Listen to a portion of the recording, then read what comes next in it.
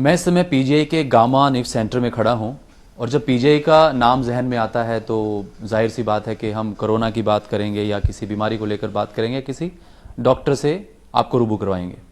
Doctor तो वो हैं ही, लेकिन साथ में एक लेखक भी हैं। जिस कमरे में मैं मौजूद हूं वो एक डॉक्टर का कमरा तो है ही, लेकिन एक लेखक का कमरा है। और मेरे हाथ में एक आप ये जो किताब देख रहे हैं और इसका अगर आप शीर्षक देखें, क्रोध, तो जाहिर सी बात है कि डॉक्टर, लेखक, किताब को लिखना, ट्रांसलेट करना, समय, तो कई बातें मेरे जहन में भी आ रही हैं, तो जाहिर तौर पर आपके जहन में भी आएंगी। तो आखिर एक न्यूरोसर्जन, पीजीआई के न्यूरोसर्जन एक किताब को ट्रांसलेट करते हैं, बीमारी की बात करते हैं। न्यूरोसर्जन है तो जाहिर तौर पर वो एक साइकोलॉजिकल जो फैक्ट है, क्या आदमी के शरीर पर असर करता है, क्या इस किताब को लिखने के लिए प्रेरित किया, तमाम बातें मेरे जहन में भी हैं। तो मेरे साथ हैं पीजीआई के न्यूरोसर्जन डॉक्टर मंजुल त्रिपाठी, जिन्होंने ये किताब को ट्रांसलेट किया और हिंदी में किया है। जानेंगे किस तरह से एक डॉक्टर अपने बिजी शेड्यूल में से 1.5 साल के बाद एक किताब को ट्रांसलेट करता है, क्या वो मानवीय पहलू उनके सामने आते हैं, तमाम बातें उनसे जानेंगे। डॉक्टर मंजुल त्रिपाठी, बहुत बहुत स्वागत। बहुत बहुत शुक्रिया।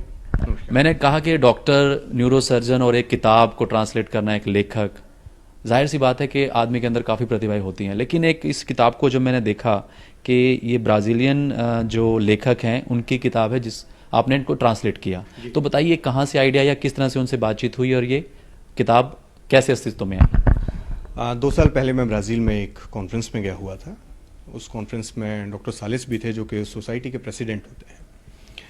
तो उनसे बातचीत के दौरान हमने इस पहलू पर बात की, तो पता पड़ा कि उन्होंने इस पर एक किताब लिखी हुई है जो कि ओरिजिनली स्पेनिश में थी।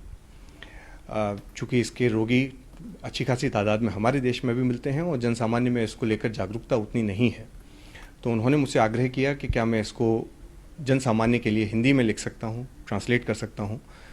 तो उस समय मुझे ये प्रस्ताव मिला और इसको करने में मुझे करीबन 2 साल का समय लगा। 2 साल का आपको समय लगा और आपने जब कहा कि किताब ट्रांसलेट करने के लिए मान गए, क्योंकि आप न्यूरोसर्जन हैं, साइकी लोगों की पढ़ते हैं, इलाज भी करते हैं, किस तरह से ये डिफ़िकल्ट रहा, चैलेंज आया, टाइम भी निकाला, अपना ड्यूटी भी की?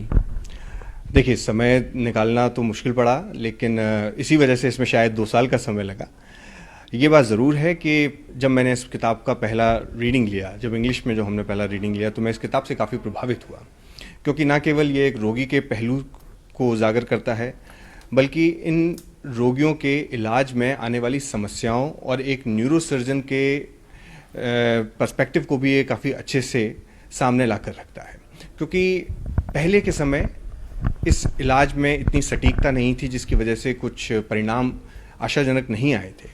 लेकिन अब पिछले 30-40 साल में जब टेक्नोलॉजी काफ़ी इम्प्रूव हो गई है, तब ये रोगी भी न्यूरोसर्जरी से अच्छी तरह से इनका इलाज हो सकता है। इसमें कुछ मेडिको लीगल इश्यूज़ हैं, कुछ कानूनी अड़चने हैं। प्राइमरीली ये सारे मरीज़ साइकेट्रिस्ट के पास आया करते हैं।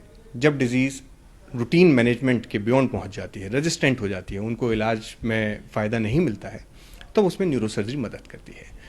तो मुझे काफ़ी अच्छा लगा, क्योंकि इसमें उस वैज्ञानिक पहलू को भी मानवीय भावनाओं के साथ में जोड़कर प्रस्तुत किया गया था। और मुझे भरोसा है कि हमारे पाठक भी, हिंदी के पाठक भी, इस बात से लाभान्वित होंगे और उनकी जागरूकता इस क्षेत्र में बढ़ेगी। इसमें आपने जो थीम है या एग्जाम्पल की बात करें कि एक फुटबॉलर की ज़िंदगी को इसमें दर्शाया गया है, किस तरह से उसको लगा, आपने जब पढ़ा होगा, रीडिंग ली होगी, एंगर मैनेजमेंट की बात की, और फिर एक वही वैज्ञानिक पहलू, डॉक्टर का रोल? देखिए, किताब 2 युवा दिलों से जुड़ी हुई है। एक प्रेमी प्रेमिका हैं, जिसमें कि प्रेमी एक पेशेवर फुटबॉल खिलाड़ी है, लेकिन उसको अपने क्रोध पर नियंत्रण रखना मुश्किल रहता है।